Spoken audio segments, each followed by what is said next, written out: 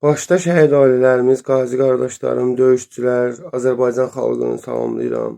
Dünən gecə saat 1-2 radələrində çox üzücü bir xəbər aldıq.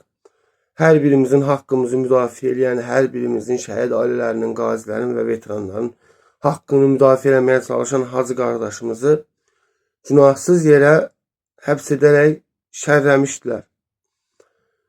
Buradan cənab Vilayət Eyvazova səslənirəm, buradan cənab Prezidentə səslənirəm, Mehriban xanıma səslənirəm. İkinci qrup bir gözünü vətənə qurban vermiş qardaşımızı 22-23 sutka həbs edirlər. Amma bugünkü gündə Baboş kimləri, Bayram Nurlu kimləri, Ləman kimləri, əxlaqsızlıq açan, TikTokda özünün orasını burasını açan insanlar isə öz keyflərindədirlər, öz aləmlərindədirlər. Biri ona Range Rover hədiyyə edir, biri bunu edir. Yəni bu həqiqətən haqsızlıqdır. Həqiqətən yol verilməzdir. Xahiş edirəm, bununla bağlı tədbir görəsiz. Əziz xalqım, siz də videolar çəkin ki, hacı qardaşımızla bağlı cənab prezidentə getsin, çatsın.